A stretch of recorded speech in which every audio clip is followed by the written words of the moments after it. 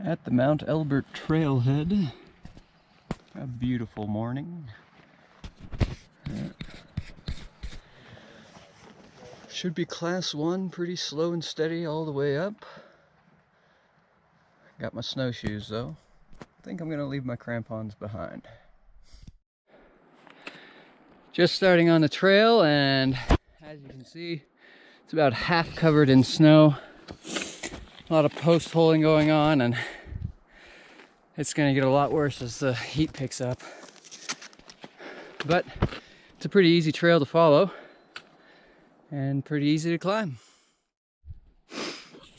Well, still in the tree line, and it's like snowy and then not snowy, and then deep snow and then not deep snow, and then steep and then not steep. I've just been wearing snowshoes even though I've had to walk on the just plain trail for a while, just because looks like the person in front of me is not using snowshoes, but I think it's just gonna suck either way. I will be really, really happy to get out of this tree line and just onto snow. Well, I'm glad to be out of that godforsaken tree line. The weather's calling for wind and snow. Said no thunderstorms till the afternoon, but I'll keep a close eye. Those are some dark clouds over there. We got some climbing mates as well.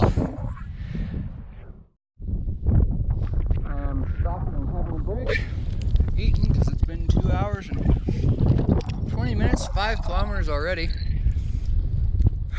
According to All Trails, it says it's, what, 16 out and back, so.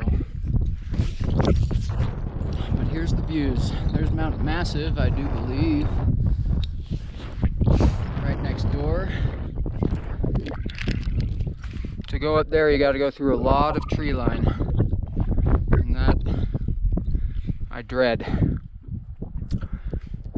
But oh, you can see a lot of mountains from here. There's a dark cloud over there, but it looks like it's dispersed. The sun is coming out again. Feeling good.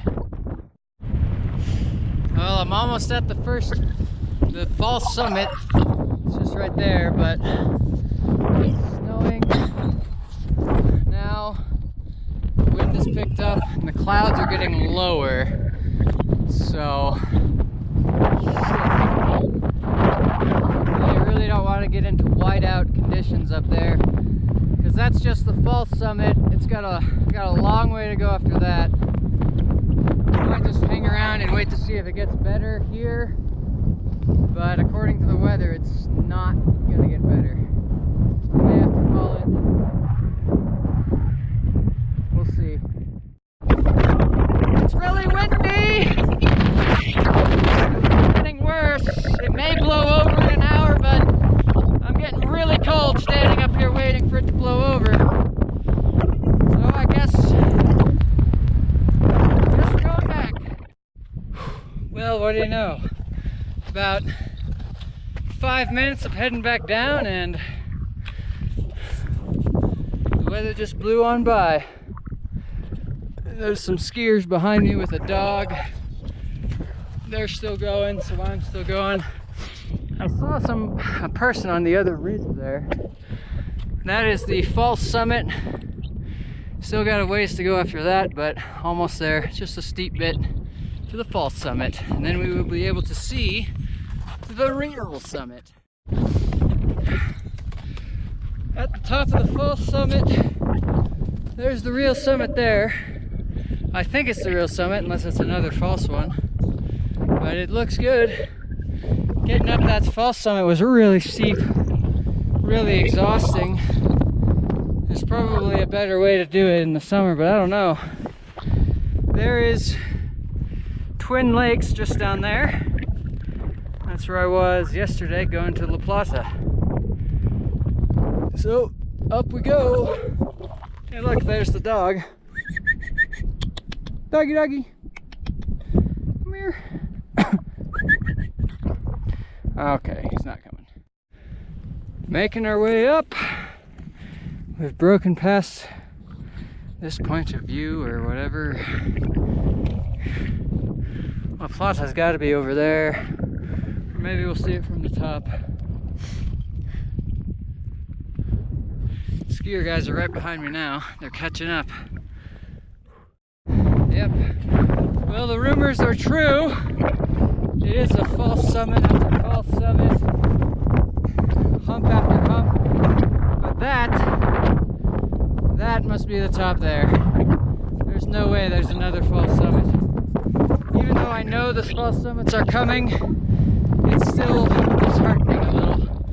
Somehow you just expect it to be the top, and then it's not. But that one's gotta be. Here we are on the highest point in Colorado, Mount Elbert. It's a little windy, but oh shit, here comes clouds. Oh, they're coming fast. There's La Plata just straight ahead. Remember the ridge line? Okay, well, look at these clouds coming. It might be time to get down.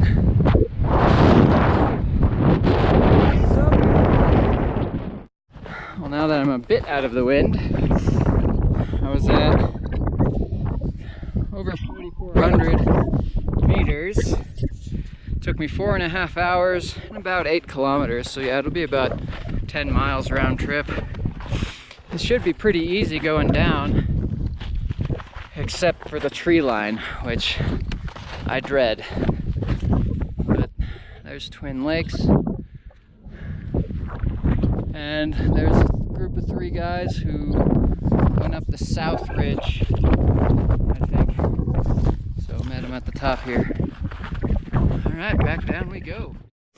Heading down probably the only class 2 part of this trek, this little the first false summit here. And there's a frozen lake down there below, which is pretty cool. And then after this, it's the tree line, and that should be a wonderful thing. Goodbye. Almost back down to the tree line. The heat has picked up. The snow is really slushy now, so I put on my snow gaiters. And almost at the tree line, which should be even slushier. Hopefully a lot of this melts off, because I'm still considering doing Mount Massive over there tomorrow. And it's a lot of tree line. We'll see.